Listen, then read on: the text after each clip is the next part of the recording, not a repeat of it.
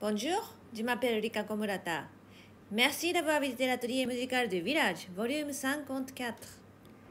Aujourd'hui, c'est la dernière vidéo de ma série qui comportera donc 54 opus.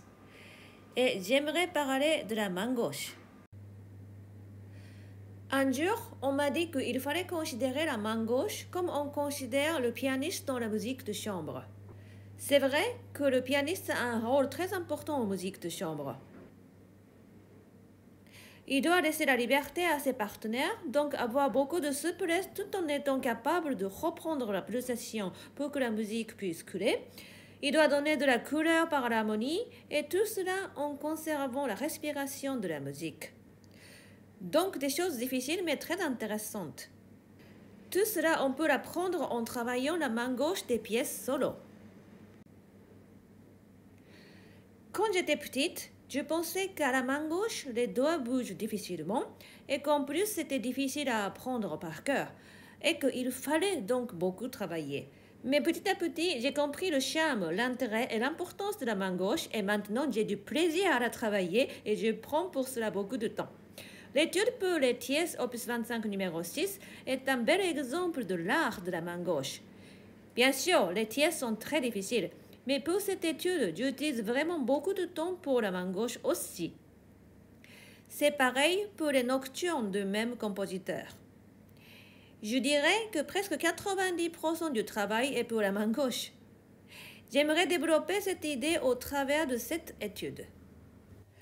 Dans cette étude, on rencontre de nombreuses difficultés, les longues phrases, la polyphonie, les accords, non-legato, du staccato, etc.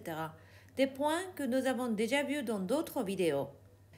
Vous pouvez appliquer par vous-même ce dont nous avions parlé. Aujourd'hui, je voudrais aborder un autre point. Par exemple, la main gauche au début. Quel genre de travail allez-vous faire? Moi, je travaille en utilisant deux mains.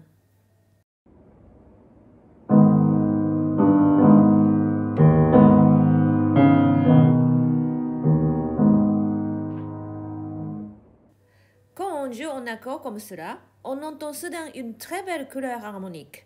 Vous avez certainement souvent entendu qu'il faut travailler en utilisant les deux mains.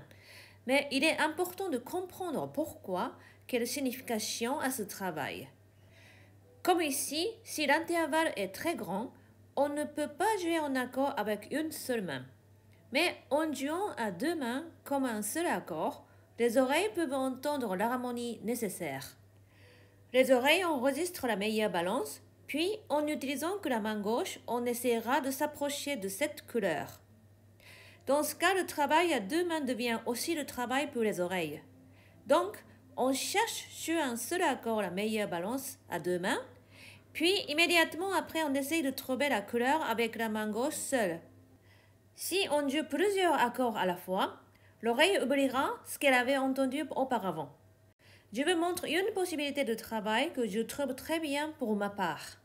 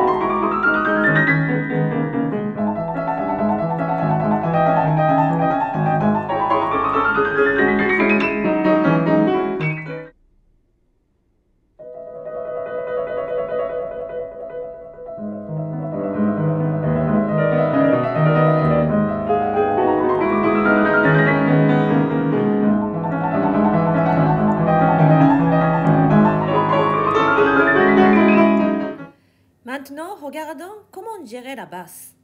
J'ai dit tout à l'heure que le pianiste en musique de chambre doit savoir donner la liberté aux autres instrumentistes, mais qu'il faut aussi être capable de relancer la pulsation.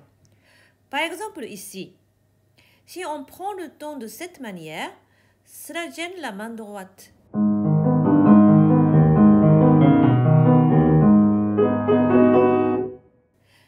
on prend le temps à cause du déplacement vers le haut, la main droite est gênée. Cette première note de basse à la cinquième mesure doit être à la fois la fin de la formule précédente, mais aussi servir d'élan pour le premier de la série d'accords. Donc on peut dire un rôle de fin et aussi de début. Cet exemple montre l'importance de la basse pour donner un élan à la suite de la phrase. Comme on est occupé à se déplacer vers la basse, on ne pense qu'à cette direction et on oublie souvent le rôle important joué par la basse pour redonner de l'élan.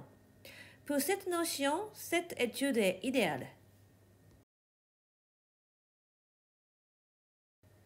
À la 11e mesure, on rencontre une difficulté à la main droite. Donc, la main gauche est négligée. Pourtant, faire attention à la main gauche peut aider à surmonter la difficulté de la main droite. Un grand intervalle qui nous amène à une belle harmonie dissonante. Musicalement, on a besoin d'un peu de temps. Un peu élargi. Grâce à cela, la main droite aura un peu plus de temps pour résoudre la difficulté musicalement.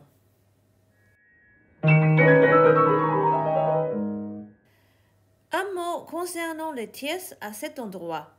En général, dans le mouvement par tierces, l'appui se trouve sur la partie supérieure à la montée et la partie inférieure sur la descente. On peut ainsi bouger naturellement comme le ferait l'archet d'un violoniste. Mais concernant cette 11e mesure, je fais une exception. J'utilise ce doigté que vous voyez écrit. Pour la tierce avec 3-5, j'ai un petit problème de longueur de doigt.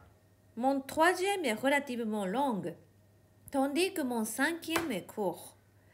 Quand je joue cette tierce, le troisième est sur la partie inférieure. À ce moment, le troisième arrive plus tôt que le cinquième et d'entraîner un décalage. Une tendance à faire cela. Pour éviter cela, je mets le point d'appui techniquement sur la partie supérieure. Je disais tout à l'heure qu'il faut chercher la balance des accords avec deux mains. Encore un très bon exemple sur les mesures 17-18.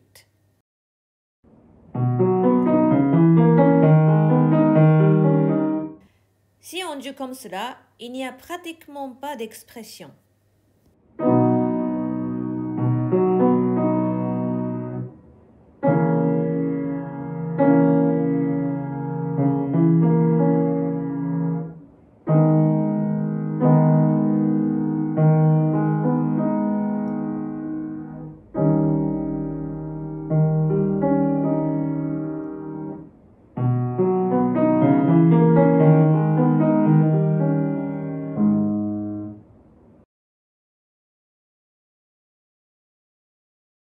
Entre les mesures 27 et 29 à la main droite, il est important de ne travailler que la partie intérieure. Si on compte trop sur ce mouvement pour jouer ce passage, il y a le risque que les doigts ne deviennent passifs.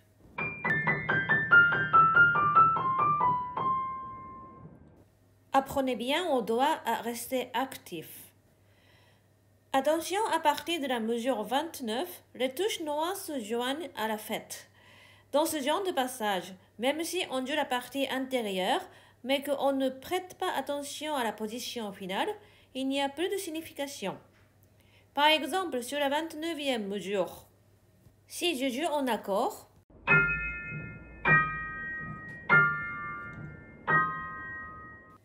vous voyez que les doigts qui jouent la partie intérieure sont situés assez vers le fond de la touche et doivent sauter les touches noires. Donc, il faut travailler la partie intérieure avec les doigts dans leur position finale, c'est-à-dire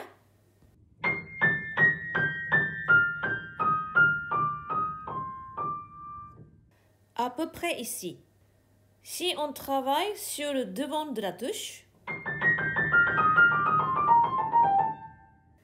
les doigts n'apprennent pas la réalité. Donc, à cet endroit, attention à la position lors de ce travail. Il y a différentes sortes de travail pour la main gauche. Aujourd'hui, j'ai mentionné l'élan pris de la basse, le travail à deux mains et travailler avec la coopération de l'oreille. J'ai proposé 54 fois ces vidéos. Elles m'ont permis de réfléchir encore une fois à tout ce qu'on m'avait enseigné et de me poser à moi-même différentes questions. Ce fut un temps très précieux. Je voudrais remercier profondément ici tous ceux qui m'ont accompagné dans mes recherches.